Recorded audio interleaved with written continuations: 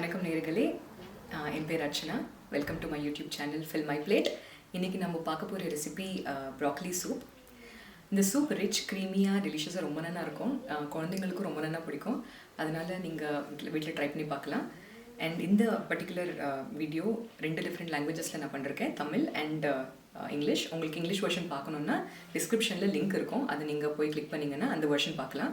உங்களுக்கு இந்த வீடியோ ரொம்ப பிடிச்சிருந்துன்னா லைக், சப்ஸ்கிரைப் அண்ட் எங்கள் சேனலை சப்ஸ்கிரைப் பண்ணி ஷேர் பண்ணுங்கள் இந்த வீடியோவை. ஸோ ரொம்ப டிலே பண்ணாமல் நம்ம இதுக்கு வேண்டிய இன்க்ரீடியன்ஸ் அப்புறம் எப்படி பண்ணுறது பார்க்கலாம். இப்போது இதுக்கு வேண்டிய இன்க்ரீடியன்ஸ் என்னென்னு நான் இப்போது சொல்ல போகிறேன். ப்ராக்கலி, பால், mozzarella, white pepper, butter, garlic, மைதா, ஸ்லைசஸ், சீஸ் ஸ்லைசஸ். ஒரு பேன் எடுத்துக்கோங்க. அதில் நீங்கள் ப்ராக்கலி அண்ட் தண்ணியை போட்டு கொஞ்சம் கொதிக்க விடலாம்.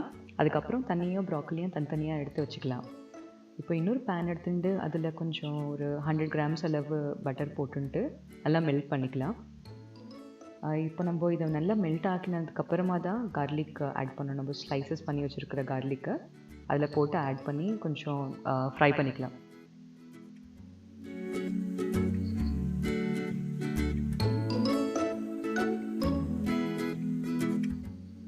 இப்போ பார்க்குறீங்கள, நீங்கள் நல்லா அழகாக அது கொஞ்சம் கொஞ்சமாக பாயில் ஆகிட்டுருக்கு. அது நல்லா மெல்ட் ஆகி பாயில் ஆனதுக்கப்புறம் தான் நம்ம கார்லிக் ஆட் பண்ணணும். இந்த ப்ராசஸ் ரொம்ப அழகாக இருக்கும். லைக் ஸ்மெல்லிங்க்கும் ரொம்ப நல்லா ஸ்மெல் பண்ணும். லைக் நீங்கள் அந்த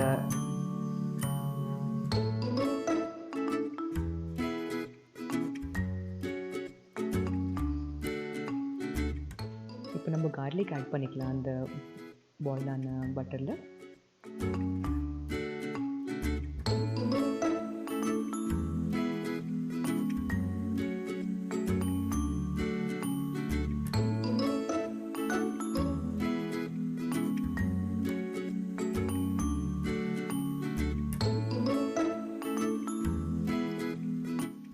நான் இதில் எடுத்த குவான்டிட்டி எல்லாமே ஒரு 6 பேருக்கு பண்ணுற அளவுக்கு எடுத்துட்டுருக்கேன்.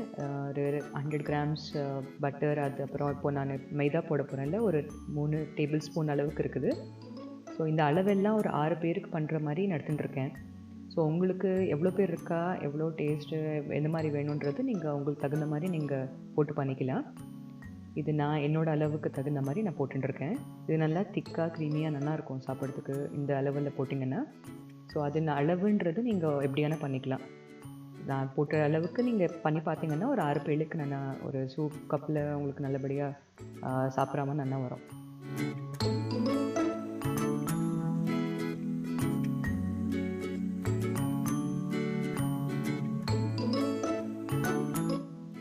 இதை நீங்கள் நல்லா கலரி விடணும். இது அடி பிடிச்சின்ட்டுனா நல்லா இருக்காது. ஸோ அதனால் நல்லா கலரி விடுங்க கண்டினியூஸாக.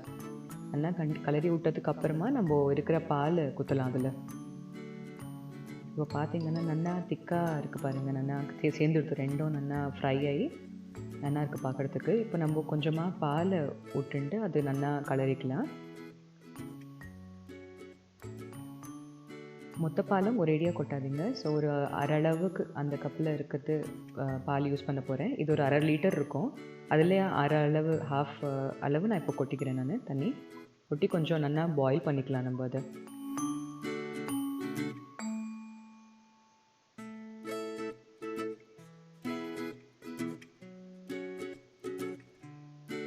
நல்லா கலரி விடுங்க. அப்பப்போ அடி பிடிக்காமல் இருக்கும். கொஞ்சம் அது நல்லா பாயில் ஆனோம். இது எல்லாமே ஸ்லோ ப்ராசஸ் தான். அரவுண்டு 35-40 minutes ஆகும். ஸோ நம்ம அதை ஆறதுக்குள்ளே நம்ம இந்த ப்ராக்கலியை நல்லா மேஷ் பண்ணிக்கலாம். சின்ன சின்னதாக மேஷ் பண்ணிங்கன்னா நல்லாயிருக்கும் சாப்பிட்றதுக்கு. அந்த வாயில் கிடைக்கும் போது சாப்பிடும்போது நல்லாயிருக்கும். உங்களுக்கு பெருசாக மேஷ் பண்ணிங்கன்னா கூட பரவாயில்ல. இப்போ நான் காமிக்கிறேன் பாருங்கள். இந்த அளவுக்கு பண்ணிட்டா நல்லாயிருக்கும். அது நல்லா மிக்ஸ் ஆகிடும். இதை பண்ணி மேஷ் பண்ணி தனியாக வச்சுக்கோங்க. இப்போது நம்ம பாயில் ஆகிற இதை பார்த்திங்கன்னா கன்சிஸ்டன்சி நல்லாயிருக்கு பாருங்கள். பால் எல்லாமே சேர்ந்து வந்திருக்கு. இப்போ இந்த கன்சிஸ்டன்சி இருக்கிற தம்போ நான் இன்னும் கொஞ்சம் தண்ணி கொட்டிக்க போகிறேன். நீங்கள் என்ன பண்ணலான்னா, நான் பாயில் பண்ணப்போ ப்ராக்கலியில் ஸ்டாக் கிடச்சிருக்கோம்ல, அந்த ஸ்டாக்கை கூட நீங்கள் கொட்டிக்கலாம். தண்ணி கொட்டி வேணான்னு தோணித்துன்னா மொத்தமாக அந்த ஸ்டாக்காகவே யூஸ் பண்ணிக்கலாம். உங்களுக்கு ப்ராக்கலி ஸ்மெல் பிடிச்சிருந்தா. நான் கொஞ்சம் வாட்டர், கொஞ்சம் ப்ராக்கலி போடுறேன். இப்போ இந்த மொசரெல்லா சீஸ் இருக்குல்ல, அது அதில் போட்டு நல்லா மிக்ஸ் பண்ணிக்கலாம். ஸோ இந்த மொசரெல்லா குவான்டிட்டி இப்போ சீஸ் நான் போட போகிறேன்ல 2 ஸ்லைஸ் அதனோட குவான்டிட்டி எல்லாமே நான் ஒரு 6 பேருக்கு பண்ணுற அளவுக்கு தான் முன்னாடி சொன்ன மாதிரி அவ்வளோ அளவுக்கு தான் இருக்குது. ஸோ அது தகுந்த மாதிரி நான் போட்டுருக்கேன். ஸோ உங்களுக்கு எப்படி வேணும், இன்னும் கொஞ்சம் திக்காக, இன்னும் க்ரீமியாக, இன்னும் ரிச்சாக வேணும்னா இன்னொரு ஸ்லைஸ் போட்டுக்கலாம். இன்னும் கொஞ்சம் மொசரெல்லா கூட நீங்கள் ஆட் பண்ணிக்கலாம். பால் கூட தகுந்த மாதிரி ஆட் பண்ணிக்கலாம். இப்போது இது கொஞ்சம் சேர்ந்து வந்திருக்கு. இந்த அளவுக்கு வந்ததுக்கப்புறமா நம்ம என்ன பண்ணலான்னா, இதில் உப்பும் பெப்பரும் ஆட் பண்ணிக்கலாம். நான் ஒயிட் பெப்பர் ஆட் பண்ணிருக்கேன். நான் ஒரு ஸ்பூன் அளவுக்கு போட்டுக்கிறேன் உப்பு இதில். அதுக்கப்புறம் நம்ம டேஸ்ட் தகுந்த மாதிரி வேணும்னா ஆட் பண்ணிக்கலாம், குறைச்சிக்கலாம். கொஞ்சமாக குறைவா போட்டுட்டு அப்புறம் வேணும்னா ஜாஸ்தி போட்டுக்கலாம் நீங்கள். இது ஒயிட் பெப்பர் போடுறேன் நான். எனக்கு என்னோடய ஃப்ளேவர் அண்ட் டேஸ்ட் பிடிக்கும். அதனால் நான் ஒயிட் பெப்பர் போட்டு நல்லா கலந்துக்கிறேன். உங்களுக்கு பிளாக் பெப்பர் போட்டுச்சா கூட பிளாக் பெப்பர் கூட யூஸ் பண்ணிக்கலாம். இதை போட்டு நல்லா மிக்ஸ் பண்ணிக்கோங்க. அதில் சேர்ந்துடணும் இது. நீங்கள் டேஸ்ட் பண்ணி பார்த்தா உங்களுக்கு கரெக்டாக தெரியும். இப்போ இந்த டைமில் நீங்கள் இந்த மீந்து போன பால் இருக்குல்ல, அதையும் கொட்டிடுங்க. இது நீங்கள் இந்த கன்சிஸ்டன்சி பார்த்தீங்கன்னு நினச்சிக்கோங்க. ரொம்ப தண்ணியாக கூட ஆகக்கூடாது. கொஞ்சம் கொதிச்சதுன்னா அதுவே திக்காயிடும். ஸோ அது தகுந்த மாதிரி நீங்கள் தண்ணியோ இல்லாட்டா ப்ராக்கலி ஸ்டாக்கோ இல்லை இன்னும் கொஞ்சம் பாலுன்றது நீங்கள் உங்களுக்கு தகுந்த மாதிரி நீங்கள் அதுக்குள்ளே ஆட் பண்ணிக்கலாம் இன்னும் கொஞ்சமாக போடும்போது. ஏன்னா இதுக்கப்புறம் நம்ம திருப்பியும் இதில் ஒன்லி ப்ராக்கலி தான் ஆட் பண்ண போகிறோம். இப்போ பார்த்திங்கன்னா நம்மக்கிட்ட ப்ராக்கலி மேஷ் பண்ணி வச்சது இருக்குது. அதோட கூட என்னோடய ஸ்டாக் கூட இருக்குது. ஸோ நான் கொஞ்சம் ஸ்டாக் ஆட் பண்ண போகிறேன். ஸோ தட் அதுக்கு உங்களுக்கு ஒரு நல்ல ஃப்ளேவர் கொடுக்கும். அந்த ப்ராக்கலியோட ஸ்மெல் நல்லா சூப் குடிக்கும்போது நல்லாயிருக்கும். அதனால் நான் அது கொஞ்சம் ஆட் பண்ணுறேன்.